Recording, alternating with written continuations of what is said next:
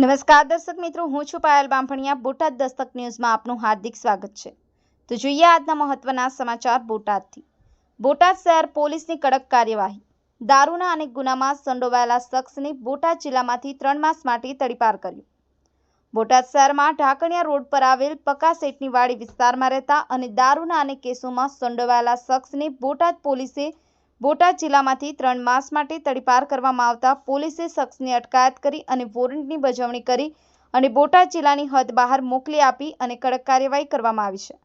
બોટાદ શહેરમાં અસામાજિક પ્રવૃત્તિઓ કરતા લોકોની વિરુદ્ધમાં પોલીસ દ્વારા કડક કાર્યવાહી કરવામાં આવી રહી છે। ત્યારે બોટાદના દારૂના ગુનામાં સંડોવાયેલા શખ્સને બોટાદ જિલ્લામાંથી તડીપાર કરવામાં આવ્યો છે।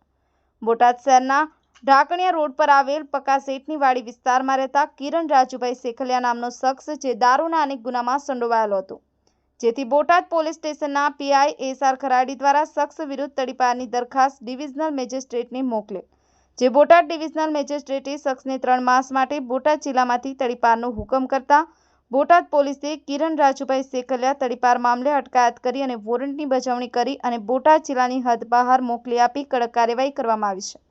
બોટાદ દસ્તક ન્યૂઝ, બોટાદ।